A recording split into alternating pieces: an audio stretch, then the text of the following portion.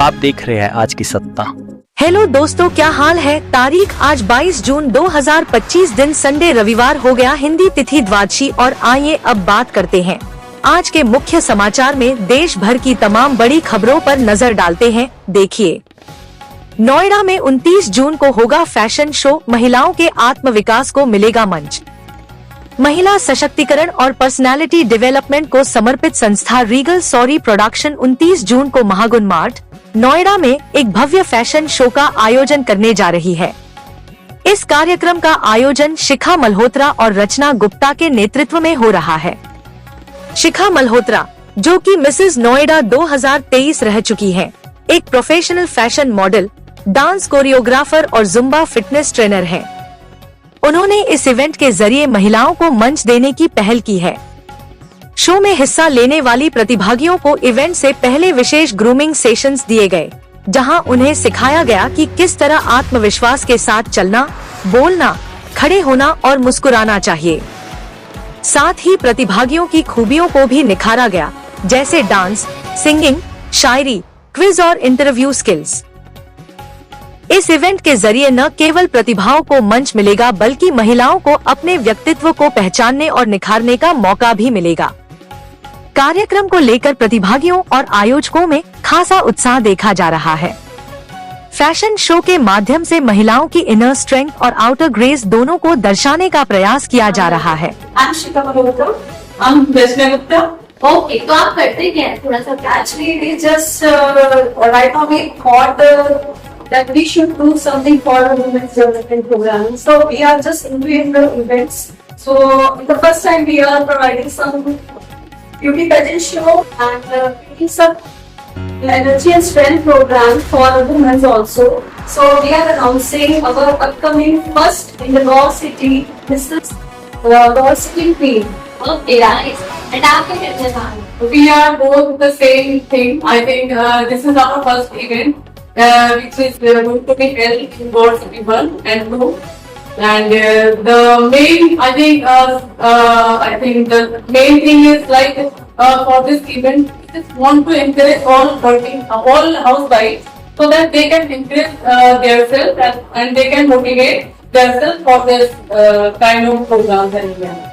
ये मतलब women empowerment पे भी आप काम करते हैं। ओके, ताकि आप ये definitely help them to motivate hidden talent funding जो लोग होना चाहते हैं। Yeah, we want everyone to be successful in their lives also. So this will be on 29th of June. So you all are welcome there. Sure, best of luck. और आइए अब बात करते हैं, दुनिया भर में वर्ल्ड रेन फॉरेस्ट डे के रूप में मनाया जाता है, यानी विश्व वर्षावन दिवस। चलिए आगे बढ़ते हैं। अब अपन खबरों में पहली अच्छी खबर आ रही है। ऑपरेशन सिंधु के तहत 310 और भारतीय नागरिकों को लेकर वापस लौटी तीसरी स्पेशल फ्लाइट। यह ईरान से लौटे हैं।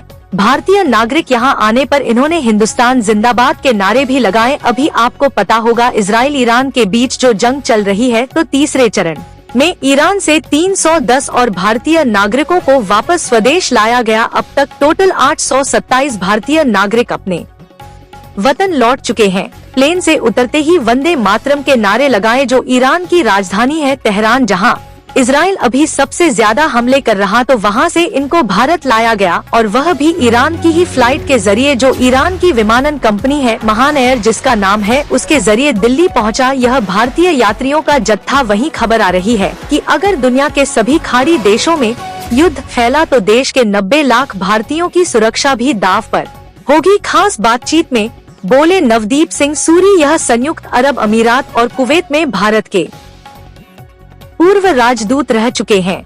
इनका कहना है कि खाड़ी देशों के बीच संघर्ष में कई भारतीयों की भी जान खतरे में पड़ेगी। चलिए अगली बड़ी खबर देखिए दोस्तों। एयर इंडिया कंपनी की बड़ी लापरवाही के चलते अब डीजीसीए ने सख्त निर्देश दिए। 3 अधिकारियों को तो हटा दिया गया है। जो अहमदाबाद विमान हादसा हुआ, इसकी जांच प्रक्रिया के दौरान अब एयर इंडिया के 3 अफसरों को हटाने का आदेश जारी हुआ, और डीजीसीए ने एयरलाइन से 10 दिन के अंदर रिपोर्ट भी मांगी है। इस हादसे में टोटल 270 से भी ज्यादा लोगों की मौतें हुई थी। अच्छा, एयर इंडिया के बाद देखिए दोस्तों, बीते दिन इंडिगो कंपनी के विमान में भी एक बड़ी ट्रेजेडी हो गई। आसमान में विमान उड़ रहा था, तब फ्यूल खत्म होने लगा तो पायलट ने मेड ए कॉल किया। जब फ्लाइट में फ्यूल कम था, पायलट ने मेड ए कॉल की। यह असम के गुवाहाटी से चेन्नई जा रही इंडिगो फ्लाइट की बेंगलुरु में फिर इमरजेंसी लैंडिंग करनी पड़ी। टोटल इसमें 168 पैसेंजर्स थे। आपको पता होगा जो अहमदाबाद विमान हादसा हुआ था उसमें भी पायलट ने अंतिम समय में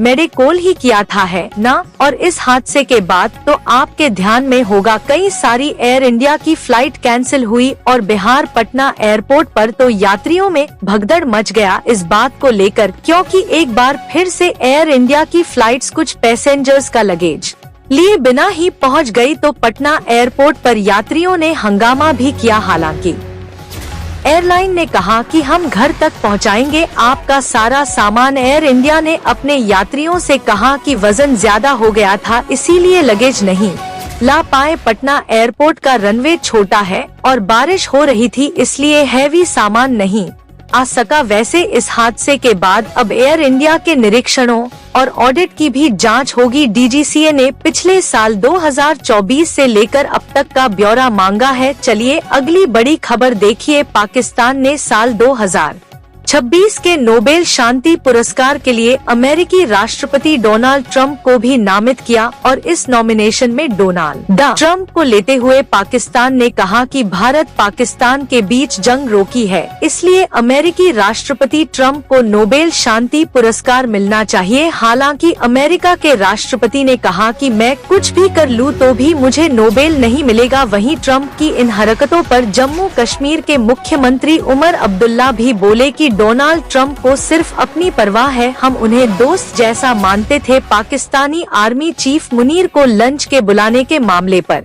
जम्मू कश्मीर के मुख्यमंत्री ने अब यह बयान दिया और इजराइल ईरान के बीच जो जंग चल रही है इस मुद्दे पर भी देखिए। कांग्रेस की सोनिया गांधी बोली कि ईरान हमारा पुराना दोस्त है तो भारत की चुप्पी परेशान कर रही है। इजराइल के हमलों पर भारत सरकार को मजबूती से बोलना चाहिए, अभी भी देर नहीं हुई है। सोनिया गांधी ने कहा कि भारत सरकार की छुपी दिखाती है कि भारत अपनी नैतिक और कूटनीतिक परंपराओं से हट रहा है। कांग्रेस की चेयरपर्सन सोनिया गांधी ने ईरान पर इजरायली हमले की कड़ी निंदा भी की है। उन्होंने हिंदू में एक आर्टिकल में भी लिखा कि इजराइल खुद एक परमाणु शक्ति देश है लेकिन ईरान को परमाणु हथियार न होने पर भी टारगेट किया जा रहा है। चलिए अगली खबर आ रही है। शिव सुब्रमण्यम बने अब PFRDA के नए अध्यक्ष। वहीं इस बार के टैक्स कलेक्शन पर भी रिपोर्ट आ रही है कि शुद्ध प्रत्यक्ष कर संग्रह यानी डायरेक्ट टैक्स कलेक्शन जो है उसमें गिरावट आई है 1.39% की 459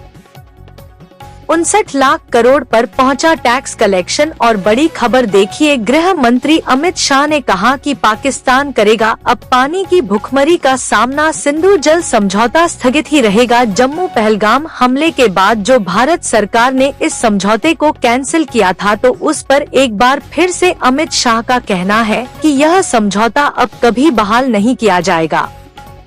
चलिए अगली बड़ी खबर देखिए। महाराष्ट्र चुनाव की फुटेज की मांग की जब विपक्ष ने तो चुनाव आयोग ने गोपनीयता का हवाला देकर इसको नकार दिया और कानूनी बाधाएं भी गिनाई। ईसी यानी इलेक्शन कमीशन बोला कि हम पोलिंग सेंटर की फुटेज को सार्वजनिक नहीं कर सकते हैं।